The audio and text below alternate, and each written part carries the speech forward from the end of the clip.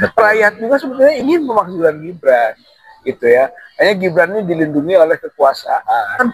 DPR ini buta, tuli, bisu, sumun, bukmun, umyun. Tuh nggak mungkin perubahan bisa terjadi tanpa melibatkan kelompok agama, kiai, ulama, santri.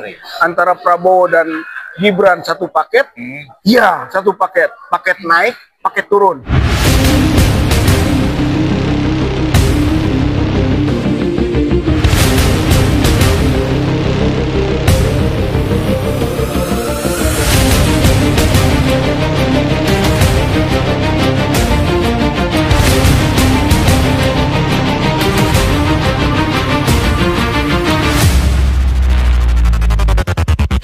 Assalamualaikum warahmatullahi wabarakatuh. Waalaikumsalam warahmatullahi wabarakatuh. Pemirsa dimanapun Anda berada, kita kembali jumpa dengan sosok yang sudah tidak asing lagi, Kang Rizal. Siap, Pak Dur. Nama lengkapnya itu Rizal Fadila, pemerhati politik dan kebangsaan. Keren sekali, karena tiap pagi tulisan-tulisannya selalu menghiasi media sosial. Nah, ikuti terus, karena kali ini kita akan membicarakan soal pemakzulan Gibran Fafa. Nah, jangan lupa ini tayang di sejumlah channel. Mantap. Ada Polpole TV, ada Ato Sastro, ada Jejak Sang Pejuang, ada Mimbar Bebas, ada Nol Demokrasi, ada Petugas Rakyat Ofisial, ada Suara Buruh Ofisial. Siap. Nah, banyak sekali nih akan kita tayangkan di sejumlah channel yang tadi saya. Alhamdulillah. Apa kabar Kang Rizal? Baik, Kang Tur. Jauh-jauh dari Bandung nih. Iya, untuk perjuangan ya nggak jauh lah. Perjuangan. Katanya mau pindah ke Jakarta. Kagak. Gampang Kang Rizal. Gimana? Pramuka gampang, cetak KTP-nya. Berapa? 75. Komplit. Parah itu. Parah ya. Baik Kang Rizal, barusan kan kita kumpul-kumpul dengan para purnawirawan prajurit TNI ya, sekaitan dengan mereka menanggapi soal diabaikannya surat mereka oleh Puan Maharani atau oleh anggota Dewan pada saat. Tapi sebenarnya kalau misalkan menurut saya ya pribadi itu sebenarnya sebuah pelecehan. Oh iya. Ya, nah saya tidak tahu bagaimana komentar dari Kang Rizal. Oh iya jelas, ini kan jenderal-jenderal ya. Jadi dan kita semua tahu old soldier never die, gitu kan. Jadi soldier tua itu nggak pernah mati. Ini bukti kan. Gitu. Dan mereka adalah prajurit. Mereka tuh prajurit pejuang. Soldier of Fortune. Soldier of Fortune. Belum dapat Fortune. Yang di sana beribu-ribu Fortune. Nah, artinya kita mensupport gitu ya bahwa apa yang menjadi misi perjuangan para purnawirawan ini yang dideklarasikan 17 April yang lalu, saya kira itu strategis dan itu aspiratif gitu kan. Jadi para purnawirawan ini menangkap sebenarnya apa yang dimau oleh rakyat gitu kan, kemudian dia narasikan dengan 8 poin itu. Ya salah satunya adalah pemakzulan Gibran. Rakyat juga sebetulnya ingin pemakzulan Gibran, gitu ya. Hanya Gibran ini dilindungi oleh kekuasaan, gitu ya. Jadi negara kita ini masih negara kekuasaan, gitu. Dia melindungi walaupun salah, walaupun tidak pantas, walaupun tidak layak, gitu kan. Itu kekuatan negara. Sedangkan yang semua kita bangun adalah civil society, di masyarakat madani, rakyat yang kuat bisa mengimbangi negara. Saya kira peran purnawirawan di sini juga membantu civil society. Dan kita sebagai orang yang berada di kelompok sipil juga bersinergi dengan purnawirawan untuk membangun tadi civil society. Saya kira itu. Dan agenda yang terdekat adalah maksudkan Gibran. Setuju gitu. Karena Gibran ini saya bilang ada 4 cacat ya. Cacat konstitusi jelas. Putusan MK nomor 90 yang divonis MK kan. Kemudian cacat demokrasi. Putusan KPU yang divonis oleh DKPP. Kan gitu. Cacat hak asasi. Dia melanggar hak asasi manusia loh. Karena diputuskan oleh High Commission of Human Rights bahwa Indonesia pelanggar HAM. Pelanggaran HAM itu 2, yaitu 1 soal Jokowi cawe-cawe, 2 Gibran lolos. Itu dianggap pelanggaran HAM. dan memalukan. Dan memalukan, ya, makanya cacat hak asasi. Ya. Dan yang keempat, cacat moral dan religi. Ya. Ya, dia melakukan pelecehan moral sekaligus pelecehan keagamaan. Yang melanggar 156 KUHP. Ya. Jadi komplit dia mah cacat gitu. Kemudian wadah konstitusional itu bisa dipakai itu untuk memakzulkan. Tinggal kemauan politik sebenarnya anggota dewan, anggota MPR di sini yang perlu kita tekan itu. Iya, jadi saya ingat waktu itu guyonannya Abdurrahman Wahid ya, yang soal anggota dewan itu seperti anak TK. Apakah kali ini juga lebih parah dari anak TK? Iya, ini belum masuk TK. Oh, belum. Lebih rendah lagi. Playgroup. Ya, playgroup. Masih playgroup. Playgroup, iya. Playgroup. Kemarin masih TK. Iya, masih mending ya sekarang turun. Playgroup turun. Ya, karena dia tidak bisa membaca apa yang disampaikan. Kalau saya katakan DPR ini buta, tuli bisu, sumun, bukmun, umyun, fahum layar jiun.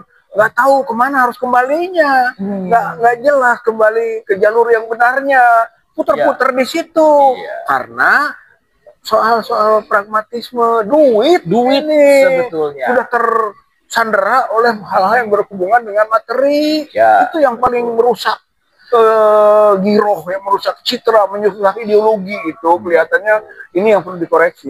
Nah, kira-kira strategi apa nih supaya anggota dewan, ya saya kira kalau boleh ngambil persentase 95% itu anggota dewan itu tadi yang seperti Kang Rizal sebutkan. Nah, kira-kira apa nih strategi supaya kita juga jangan terlalu mengandalkan anggota dewan yang sekarang memang turun derajat menjadi playgroup. Gimana? Ya, kalau menurut saya tetap kekuatan di rakyat, people power. Ya, gitu ya. Jadi pemakzulan Gibran memang melalui, kalau mau konstitusional, melalui parlemen itu jalurnya. Tapi parlemen itu harus ditekan oleh rakyat. Jadi people power itu penting. Tetap saja gitu gerakannya gerakan rakyat. Kalau dalam konteks agama mah jadilah umat, gitu ya. Umat. Wa takum minkum ummah. Jadi umat. Ya, komunitas yang besar dan kuat. As-sawadul azam. Komunitas yang gede. Gitu kan. Jadi berarti rakyat tuh umat. Betul. Jadilah umat katanya wa takum minkum ummah yad'una ilal khair. Ngajak kepada kebaikan. Itu persuasif. Amar ma'ruf nahi munkar. Nah, yang keduanya ya'muruna bil ma'ruf wa yanhauna 'anil munkar. Itu koersif. Itu harus ada perintah, ada tindakan. Berarti harus ada kekuasaan, kekuatan. Berarti benar power. Jadi power. Ulaika humul mu'minun. Mereka lah ulaika humul muflihun. Mereka lah orang yang menang. Jadi kalau mau menang, di samping persuasif, juga koersif. Jadi penggalangan kekuatan. Gitu sebetulnya. Jadi caranya gimana? Rakyat harus kita galang supaya kuat. Kemudian tekan itu anggota-anggota parlemen, terpaksa ataupun sukarela, untuk mau mengikuti kemauan dan aspirasi masyarakat. Begitu. Nah, kira-kira nih, kalau masyarakat sekarang kan sudah terpecah nih. Nah, ini yang saya mau tanyakan sama Kang Rizal. Mungkin ya ada kelemahan di pejuang-pejuang kita yang sekarang ini yang kemarin kirim surat itu para purnawirawan. Mungkin karena tidak melibatkan, kalau dulu kita yang ijo-ijo gitu loh, para santri dan ulama.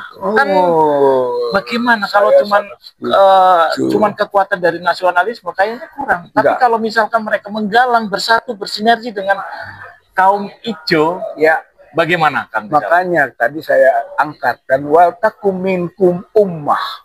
Jadi konteksnya itu konteks religius. Religiusitas. Berarti umat itu adalah kelompok-kelompok beragama. Itu betul, nggak mungkin perubahan bisa terjadi tanpa melibatkan kelompok agama, kiai, ulama, santri. Gitu. Saya kira kita sekarang mulai harus membangun sinergi nih, gitu kan? Purnawirawan, kemudian dengan para kiai santri, kemudian juga mama, mahasiswa, gitu kan, juga buruh. Gimana ini kita bangun sinergi? Saya kira saatnya itu, makanya tadi ada muncul kan, ayo kita mulai langsung saja melangkahkan kaki, gitu kan, jangan hanya banyak bicara, banyak diskusi. Kan begitu. Konteksnya adalah aksi, gitu. Saya kira kita harus merasa ini konstitusional kok, people power itu konstitusional. Siapa bilang yang melanggar nggak melanggar. Ini dijamin. Tidak melanggar. Dijamin kan dalam people power dalam rangka menekan saluran-saluran politik supaya jalan. Ini kalau konteks agamanya, tadi kan hijau ya, agama nih. Kita kan sering takbir, Allahu Akbar kan. Ketika bicara Allahu Akbar, selain Allah kecil. Betul. Jadi Jokowi itu sudah badannya kecil ya kecil. Dari segi hakiki. Prabowo maupun agak besar kecil gitu. Kalau kita takbir Allahu Akbar, apalagi Gibran anak kecil bocil gitu kan. Kalau kita bertakbir Allah besarkan kan gitu. Nah, dalam sejarah ada mengusir setan itu harus membesarkan Allah. Iya, lempar jumroh. Lempar jumroh. Bismillah, Allahu Akbar. Nah, setan kecil. Betul. Berarti harus ada gerakan intifada. Intifada politik. Gitu kan, lempar jumroh. Gitu. Dan itu diarahkan di mana kira-kira? Atau di mana lokasinya? Itu sebagai simbolik. Kan ada di sana, ada Ula, ada Wusto, ada Kobah kan kalau mau melempar jumroh kan. Berarti ada lokasi. Lokasinya bisa DPR, istana, bisa MPR, bisa istana, gitu kan, bisa lembaga-lembaga strategis lain yang bisa kita upayakan untuk bangun, tidur, gitu kan. Betul. Jadi coba begini, orang yang mendukung kezaliman itu setan, banyak omong, namanya asaiton anatik, gitu ya, setan banyak omong, itu pendukung kezaliman. Tapi kalau yang zalim kita diam saja melihat kezaliman, itu setan bisu, syaiton akhros, itu ya, syaiton al-akhros, setan bisu. Nah, sebenarnya orang zalim dan membiarkan kezaliman setan-setan. Iya, itu yang dilempar gitu kan, dengan jumroh tadi batu. Kecil. Nah, ini untuk penutup nih, karena kita dibatasin waktu ya, Kang. Nah, tadi yang saya kurang memang belum dilibatkannya para kaum santri, ulama, dan kaum hijau lah. Kira-kira nih, ini kan segera untuk dilaksanakan. Nah, bagaimana strategi agar kelompok mereka juga merasa dihargai dan diikut sertakan dalam pergerakan ini, yaitu kelompok hijau? Ya, saya kira pemimpin-pemimpinnya harus kita konsolidasikan. Gitu ya. Kalau perlu sebenarnya, terus saya mengkerucutkan, cobalah figur-figurnya ini bisa bersatu dulu. Ada 4 yang bisa kita satukan sebenarnya. Untuk kelompok hijau itu Habib Rizik. Siap. Hijau. Untuk para purnawirawan ini Trisutrisno. Karena mengkerucut ke sana. Itu juga hijau sebetulnya. Hijau dan hijau. Yang ketiga, untuk daerah dan punya pengaruh budaya itu Hamengkubuwono. Juga.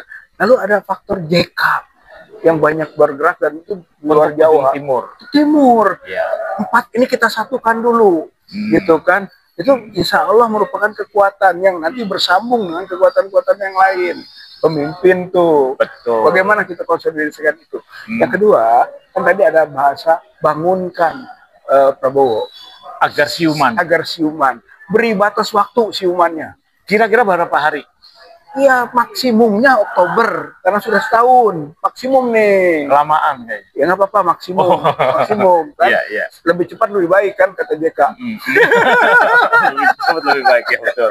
Tapi taruhlah Oktober kan, misalnya nih, gitu kan. Kalau Oktober nggak siuman-siuman, maka tidurkan dia. Kita lempar jumroh.